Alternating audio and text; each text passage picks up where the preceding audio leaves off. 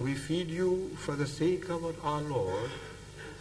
We desire no reward, no thanks from you.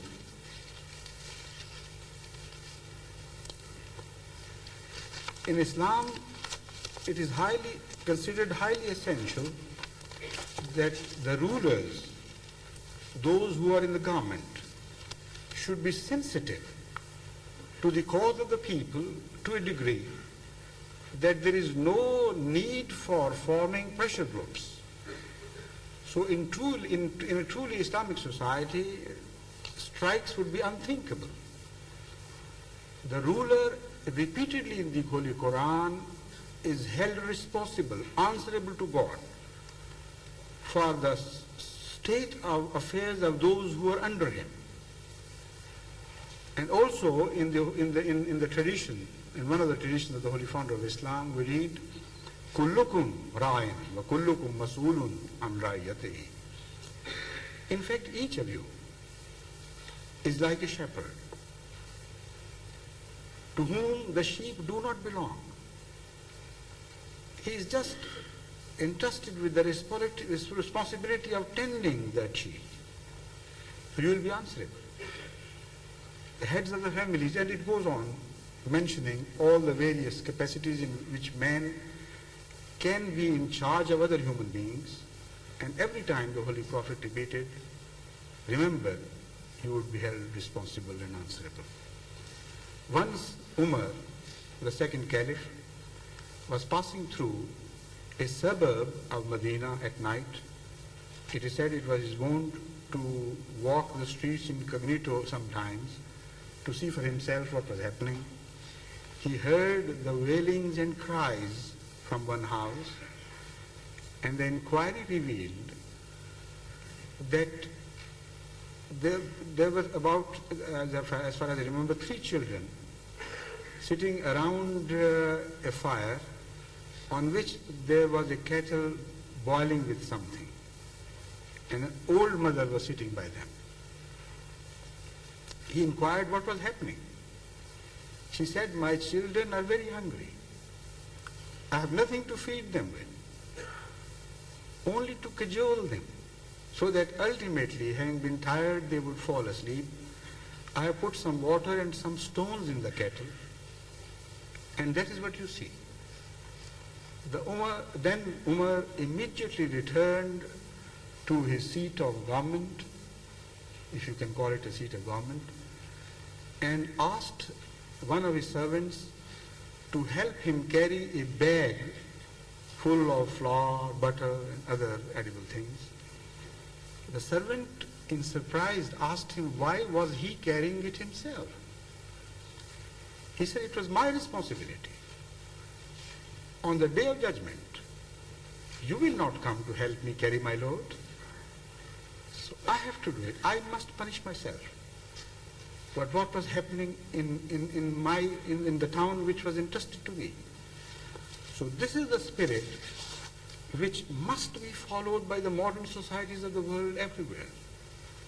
If the governments become sensitive to the cause and the suffering of the people, then before the people begin to think of what is happening to them or what is not happening, those whom they elect to government, they would feel more pain for them. And it is quite logical and natural, because ordinary people are rather tough and made hardy by their labor.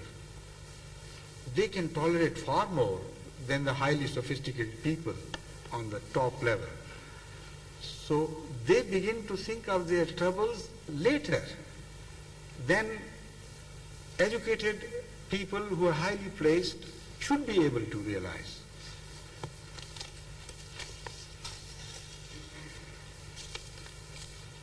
The principle of Islamic concept of service is described in a single verse so beautifully and comprehensively, which says, "Kuntum khayra ummatin ukhrijat lin-nas."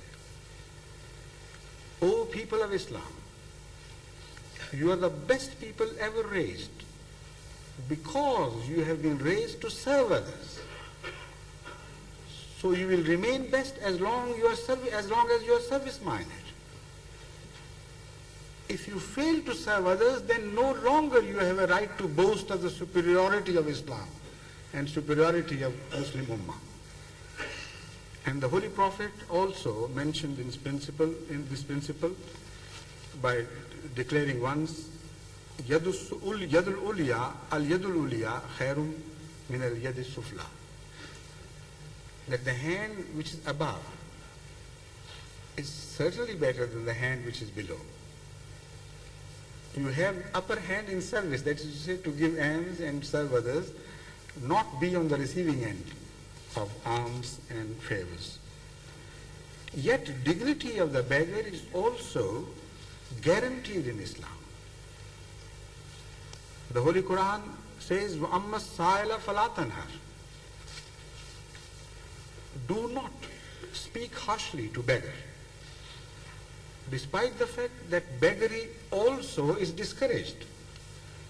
Yet the right to beg if you have nothing to fulfill your needs with is guaranteed. And the Holy Quran in another place declares that if you do not have anything to give to the beggar, at least say a kind word. That would help him.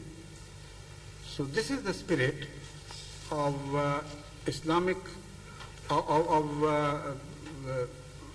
doing favors to the needy, which must be maintained in a society according to Islam. Racialism is totally and absolutely rejected in Islam in every form. You have already heard that verse which was recited among some other verses in the beginning of the ceremony, which roundly declares racialism to be out of question to play any part in human affairs.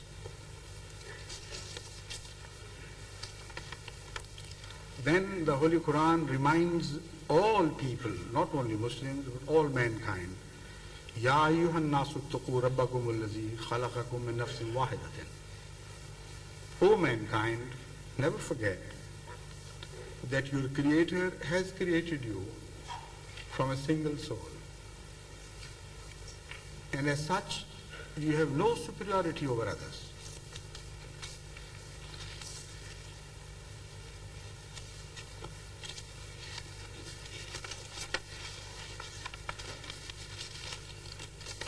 Now turning to, have I time to turn to another question? If at all, how much? 15? I'll try to finish this address in 15 minutes, I hope. Now the economic order. Islamic economic order neither belongs to capitalism nor to socialism. The economic philosophy of Islam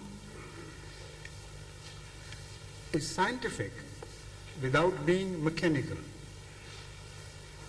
It is disciplined without being over-restrictive. It allows private possession and private enterprise, but does not promote greed and amassing of wealth in a few hands, resulting in a large section of the society turning into destitutes, serfs, and slaves to a cruel and relentless system of exploitation. I have noted down 3 distinctive features of the economic philosophies of capitalism, communism, and Islam. In capitalism, capital is rewarded. Interest plays the role of incentives. And this makes all the difference between capitalism and what is not capitalism. In scientific socialism, although they claim that there is no capitalism, but in fact, state becomes the monopoly